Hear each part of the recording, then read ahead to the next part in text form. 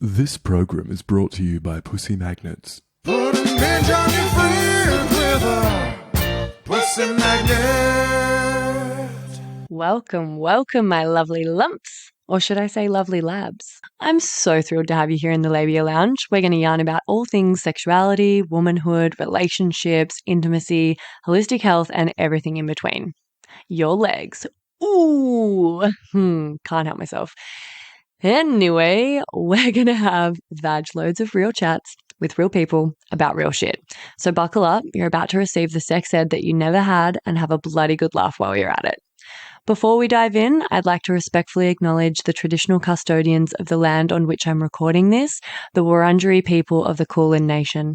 It's an absolute privilege to be living and creating dope podcast content in Naarm, and I pay respect to their elders past, present, and emerging. Now, if you're ready, let's flap and do this.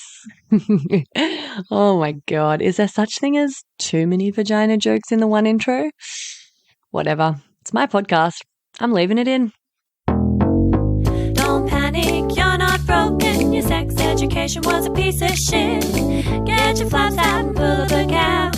It's the Labia Lounge. Sup, Labia legends. Welcome back to the lounge. This week I've got more Labia Lounge live recordings for you from the Summer of Love. I bundled together the answers to the question, what is the most debaucherous thing you've ever done?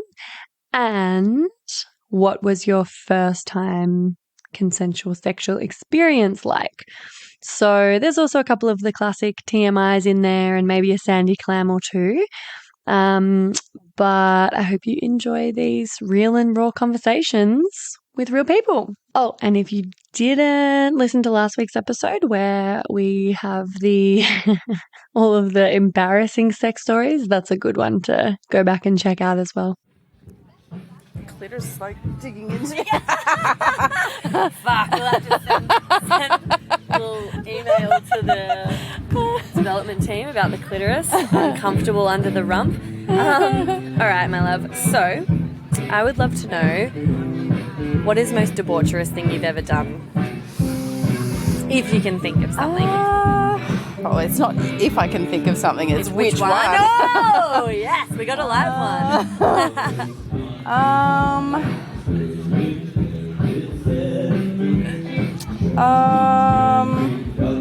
Maybe public sex? Yeah. Yeah?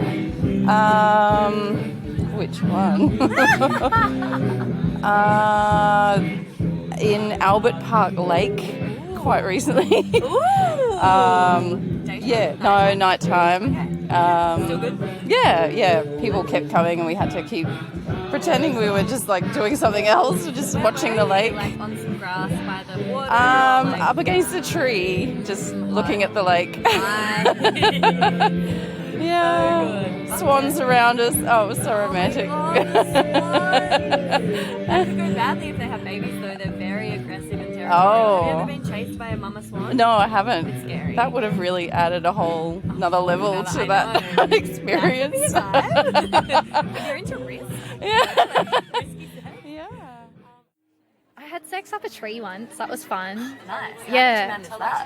Just like a really big old rubber tree that kind of had this like human-sized nest in the middle of the trunk. Oh my God. Yeah. I was a teenager at the time and we had to get quite creative with the location because bedrooms and inside houses was completely out of the question. So it was a good couple of years of purely outdoor sex. Wow. What are some other like locations? Like caves inside breakwalls at the beach, like walking out the end of the breakwall. I grew up in like a regional country rural area, in sugarcane paddocks, like behind the sand dunes at the beach, in some like freshwater pools, and then you learn that lesson very quickly that underwater sex is not hot. It's not. Don't do that. Don't do that. It's not. It's like wicks away all the lubrication. Yes. An essential life lesson, but one to get out of the way nice and early. Yeah. Just get up a tree instead. Yeah, exactly. Climb a tree instead. Yeah. I'm going to give you an almost story. That an almost fivesome that turned into a nothing-some. It would have been very debaucherous, and it just turned into it was like in the back of a van. We're at the beach. It's been a big night. Everyone's kissing everybody. I'm with 4 women. They're very beautiful. Yeah. Nice. And I'm thinking, like, this is the best thing that's ever happened to me. You know, I'm 23 years old. I'm like, you know, life has provided. I was a bit overwhelmed. And then, you know, 2 of the women went home, and then 2 more, and then the sun's up, and I'm starting to get tired, and I'm driving, trying to figure out what the next thing is, and eventually it's just like, I'm just going to go to bed. I think it was that, you know, bed was more appealing than the idea. Yeah, no, we were all kissing each other. It was, there was an edge of raunchiness. But I feel like when the sun comes up, everyone's like, ah! What are we actually doing? Yeah, you know? I gotta go. Yeah. So it's, you know, nothing happened, but it was the something, you know. Would have been the most debaucherous story I've heard all day. There you go. Well, so I couldn't deliver. What's the most debaucherous thing you've ever done? Oh. Go hard or go home. What's the most debaucherous thing I've done? I've been to quite a few orgies. Nice. Probably the wildest one was my first one, and it was at Burning Man. Oh! Talk about go hard or go home. Hey. Yeah. Just went in the deep end. Yeah, it's the biggest undercover, like, fully enclosed place on Playa.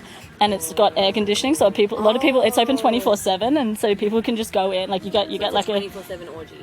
Well, like it's a space where people can just go in. Like you're not locked in for the 24 hours. But you kind of like go through the consent talk. You get a wristband, and once you get the wristband, you can like skip the line, go in as many times as you want. Hey, wicked.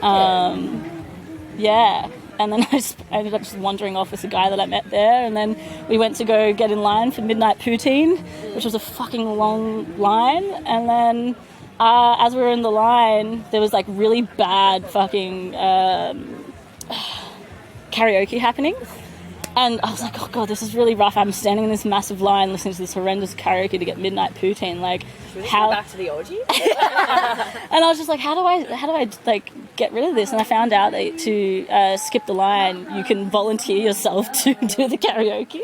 Oh my God, did you do it? I didn't do it, but I ended up, some girl in front of the line of us tapped us on the shoulder being like, you guys look like a really cute couple, how'd you meet? And I was just looked at him and he looked at me and he's like, should we tell her? Yeah, we just met at an orgy about half an hour ago, now we're getting poutine. Dude, how was the orgy?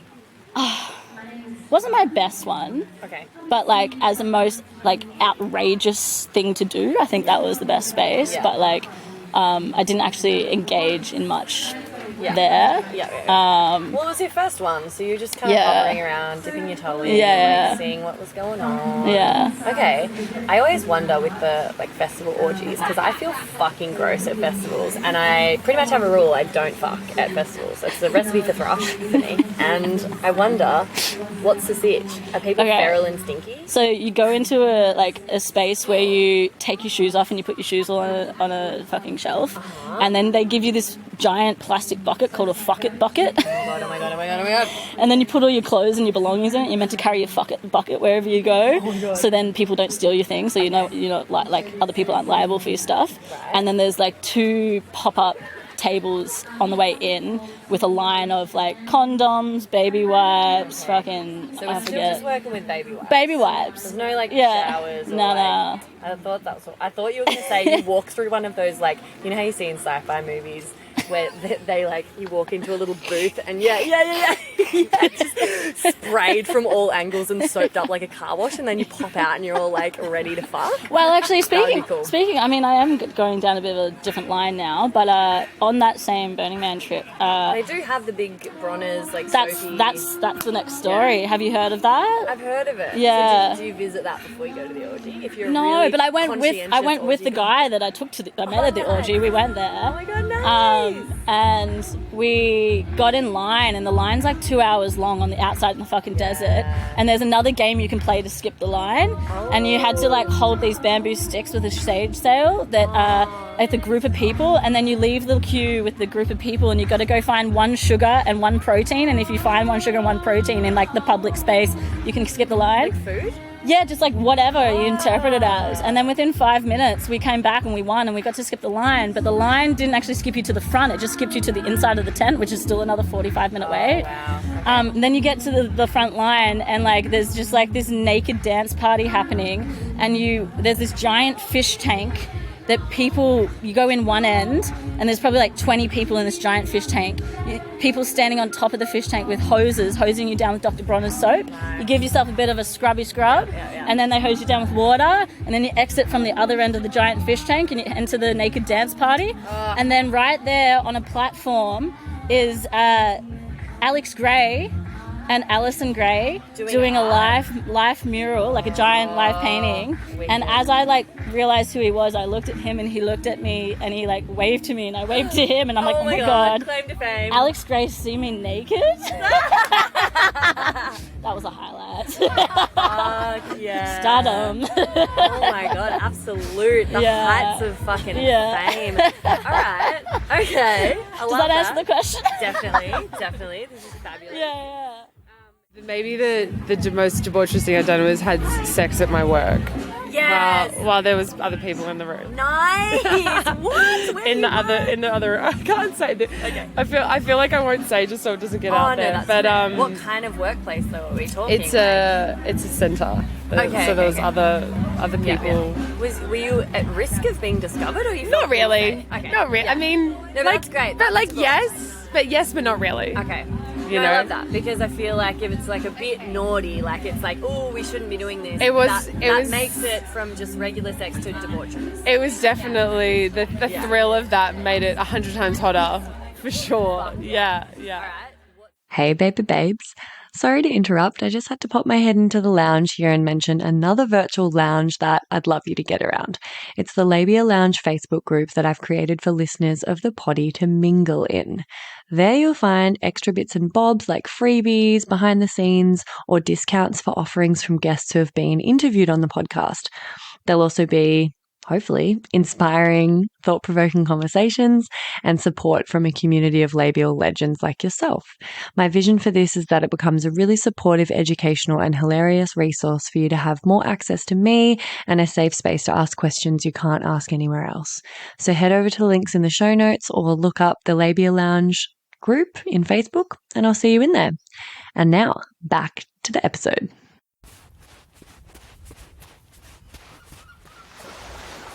Ah, shit. Far out, woman. What's got Sandy Clam now? Sandy my clam! I'm called Sand in My Clam, and I get people to just tell me shit that's pissing them off, like getting sand in their clam, usually about being someone with a vagina in a patriarchal society, but it doesn't have to be about that, but that's a good place to start. Is there anything that's getting sand in your clam? So I guess, I worked in a very corporate career for a really long time, so I encountered very deeply the patriarchal society and being a woman in that society. And for a really long time, I played by the rules and played the game really, really well. And then what I've realized is that actually created a lot of things that then needed to be unwound, within me.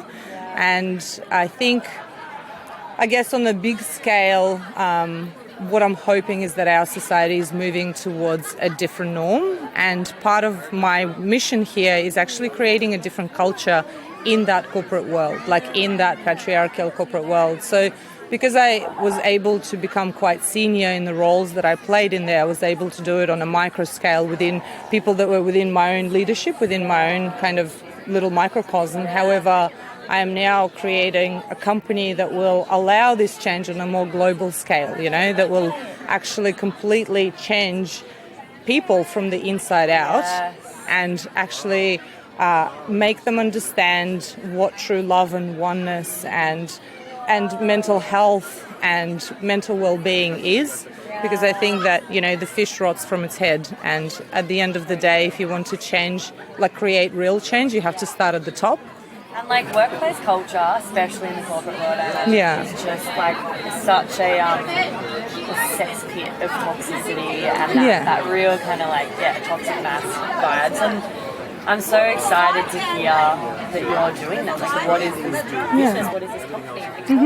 Thank you. It's called Ultra Wellness, and the mission behind the company is to create healthy and happy workplaces, but actually the true mission is actually to create healthy and happy individuals.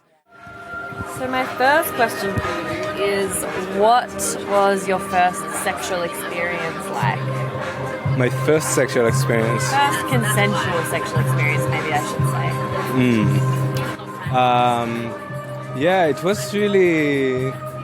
It was a really good experience.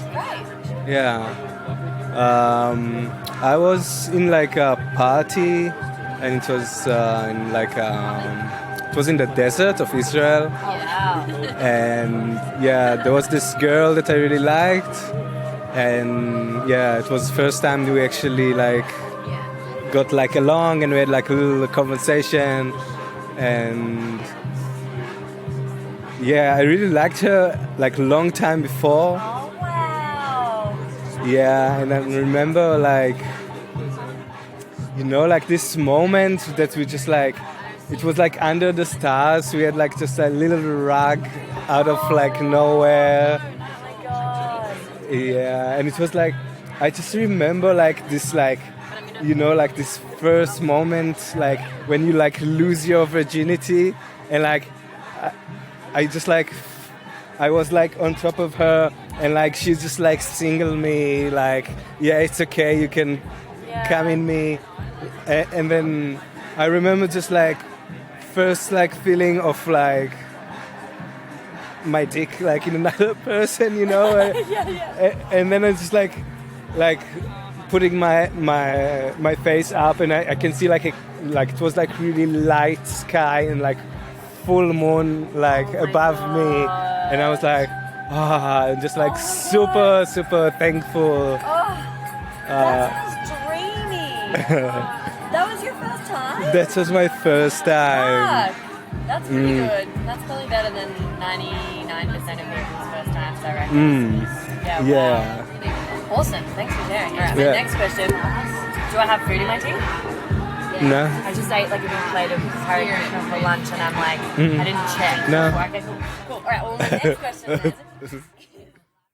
First intentional sexual experience was with somebody that I trusted really well. We'd actually broken up that night. And it probably wasn't very good, to be honest, which I think is pretty common with most women's first sexual experience. Yeah, I got told off for he was you could look like you're having more fun. And I was it's mostly just really painful, thank you so much. But then my next first sexual experience was actually really wonderful. And I had a really lovely, additional I call it my additional first sexual experience, because it was with a wonderful, loving partner, and was a really fun time. So I had one that was breaking the seal, not so good, and then one that was actually I love your sexual time. Yeah. Okay, nice. Yeah, so a bit of a mixed bag. Yeah. Pretty common story, really. Yeah. And at least the second time was great. I feel a lot of people have years of terrible sex. Oh, yeah. Yeah. I mean, and it's still been terrible sex throughout the years. Oh, totally. But, no, there was definitely a nice time. Yeah, you got a good one in nice and early. Yeah, so you at least knew that it was possible for it to be nice. Yeah, exactly. Yeah. Cool. Amazing. Yeah, which was really good. Oh. Sexual is in second base, or losing my virginity? Well, I phrased it like that because, virginity as a term has been cancelled. For sure. You interpret it how you like. Okay. Whatever you remember from your early days starting to explore, hit me. I'm going to go with the virginity story. Yeah, great. I was with my high school boyfriend of 3 years, lost my virginity to him. Yeah. Nice. Yeah, 15. A week after my 15th birthday. Actually. Pretty much. I mean, maybe not exactly a week, but yes. And his parents were out of town, so we were at his house, and we were on the lounge room floor. Okay, carpet burn incoming. Idiot. And we were listening to really loud gangster music. Yep, great. And obviously, like, the maneuvers start coming out, and he wasn't a virgin, but I was. And he, like, I remember him saying to me, like, are you sure you want to continue? Like, are you sure? And I was like, I couldn't actually hear him because the music was so loud. Okay. So I was like, yep. And we did it. And then I just remember it not being, like, the best, but, like, it was it. And then I just remember fucking bleeding. I had, like, blood running down my backs of my legs, and I had to, like, go to the bathroom and obviously broke my hymen.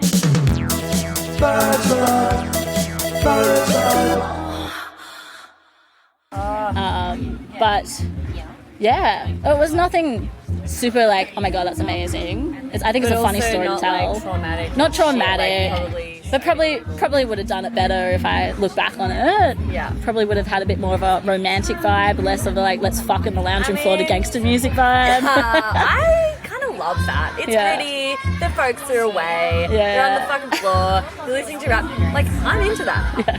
That's hot. Thank you. No worries. It was pretty gentle. Yeah. I was with my first girlfriend. She had experience and I hadn't yet, so she took the lead on it and showed me. Yeah, comfortable. It was very safe. It was beautiful. Yeah, I had a wonderful first experience. Dude, I love that. That's pretty rare. Yeah, absolutely. Really, that's rare. Yeah. Oh my goodness, mate. Definitely. I mean, I would say very rare for women. My first consensual, so my very first experience was not super consensual, which I think makes the first consensual experiences like more tender, I think. But yeah, my first consensual sexual experience was pretty good. Like I had a very caring and loving and like stable boyfriend who was, really beautiful and nurturing and I guess tried his best to undo any of the do's. Yeah, oh, beautiful. Yeah, Yeah. I like changed the phrasing of that question because at first I'd been asking people like, what's your first sexual experience? And then I was like, oh. Yeah. Some people's first sexual experience was fucked and totally non-consensual, so I gotta just like... Yeah, so my first consensual sexual experience would have been age just turned 16 in Cape Town. So I'm from Zimbabwe, is where I grew up.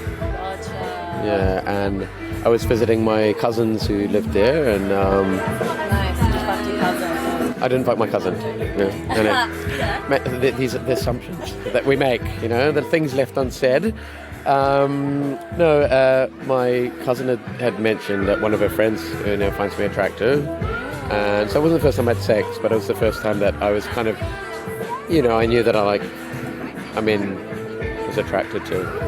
Well, I had crushes on men and women, but predominantly women. Or girls, as that wasn't, as they were called then. And anyway, her name was Kate, and she was very lovely. And we kissed, and things proceeded to heavy petting. And I asked if we could have sex, and she said, you really don't know me, do you?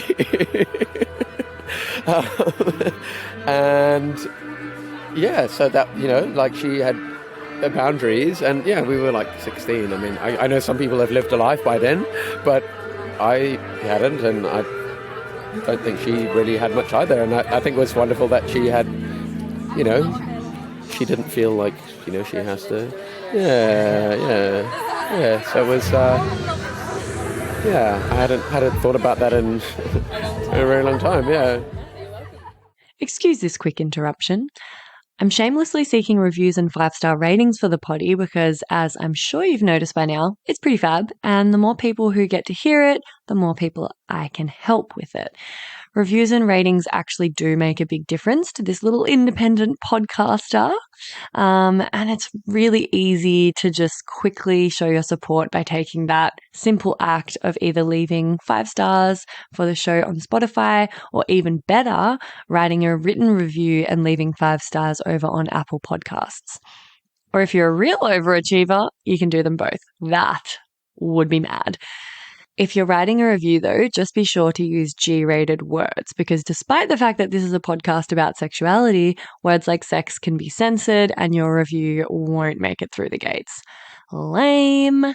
Anyway, I would personally recommend doing that right now while you remember, just to get on top of it and let me know you're with me on this journey. Thanks, gang. Enjoy the rest of the epi. But it's just, I find that idea around there's the consent of the body where two people want each other but haven't been taught about asking and getting that kind of verbal level of like, I want this, do you want this? And then there's all this other stuff that's not consent.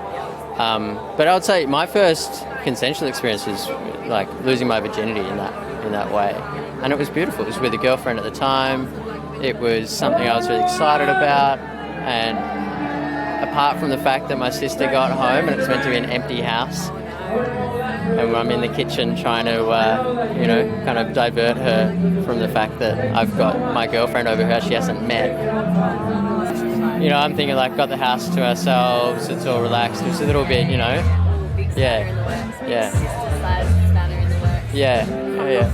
But, exactly, but it's still great. Yeah.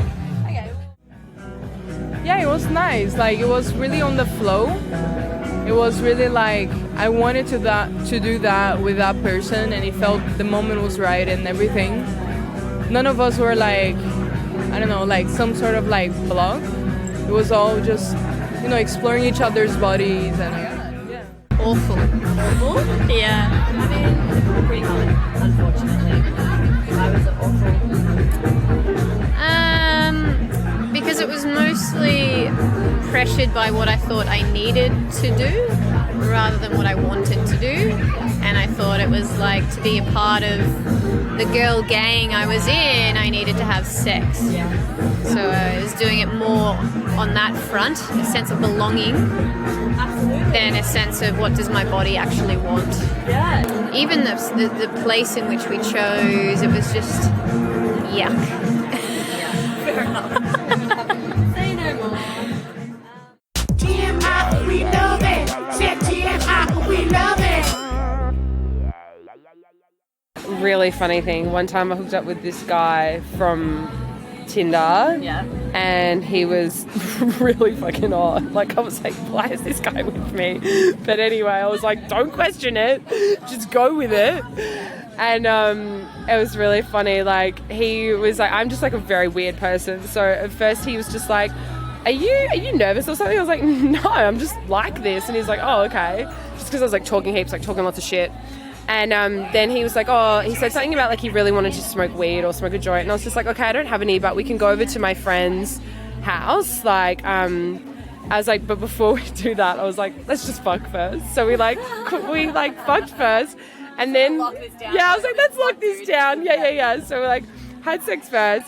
And then I was like, okay, cool, let's go to my friend's house now. And then he was like really sweaty from sex, and he was just like, it was a really hot day as well. And he's like, he's like, it's like really hot. I sort of don't want to put my top on. And I was like, I think you should just leave it off. Because like he had the most like insane like ripped body. And I was like, yeah, I think just leave it off. That's fine. Down the street on my arm, literally. And then as I'm walking out the door, my housemate comes through and she's like walking through the gate. And then I was like, oh, see, babe, we're just heading out for a sec. And then like he walks out the gate and she's standing in the door. And I just like turn around from the gate and look at her, and she just like mouths to me like, what the fuck? And she's like, what the actual fuck? And then I just like looked at her, I'm like, I don't know how this has happened. Like, I'm not questioning it. It just is what it is. Yeah. And then when I was traveling to go to Europe, and I got off at I'm pretty sure it's Abu Dhabi or Dubai, one of like the Middle Eastern transfers. And I walked out into like the main area, and there's this giant welcome poster with like this businessman and this like guy in like, I think they're called abayas, like the white sort of like dress gowns, like, shaking his hand, like being like, welcome to Abu Dhabi or whatever. And it was the fucking guy that I fucked. And I was like, that's the model. That's the fucking model that I fucked. Is on the welcome poster at Abu Dhabi or Dubai airport. I can't remember which one. Oh, that's good. I know, yeah. Wow. Yeah. So airport that was, model. yeah, so airport model. Yeah, airport model hot. So yeah, that was just really funny, just because of all like the little successional funny things that happened. Yeah. Alrighty, that's a wrap. That was so uncharacteristically short for one of my episodes. What a cute little epi. Stay tuned for next week's episode, which is the final installment of Labia Lounge Live at Summer of Love. We're going to be listening to people's answers to the question, what do you think is missing from average sex? And we're going to get some really interesting and insightful answers there that I have no doubt you'll learn from, and probably that will result in you being a better lover. See you next week. Hey, me again. If you'd like to support the potty and you've already given it 5 stars on whatever platform you're listening on, I want to mention that you can buy some really dope merch from the website and get yourself a Labia Lounge tote, tee, togs. Yep, you heard that right. I even have Labia Lounge bathers. Or a cute fanny pack if that'd blow your hair back. So if fashion isn't your passion, though, you can donate to my Buy Me a Coffee donation page, which is actually called Buy Me a Soy Chai Latte, because I'll be the first to admit I'm a bit of a Melbourne cafe tosser like that. And yes, that is my coffee order. You can do a once-off donation or an ongoing membership and sponsor me for as little as 3 fat ones a month. And I also offer one-on-one coaching and online courses that'll help you level up your sex life and relationship with yourself and others in a really big way.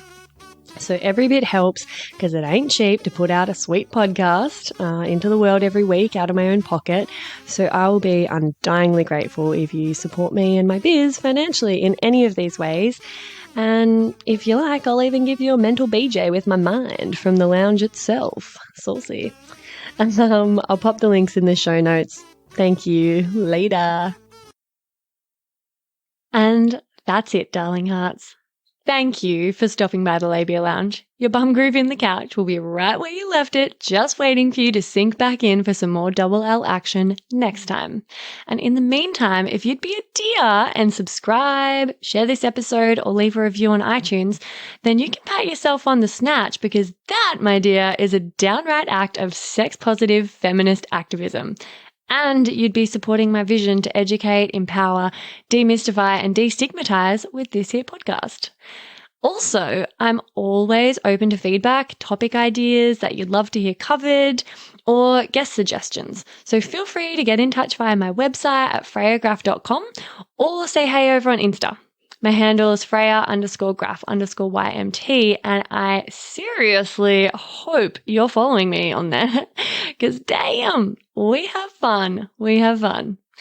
Anyway, later labial legends. I'll see you next time.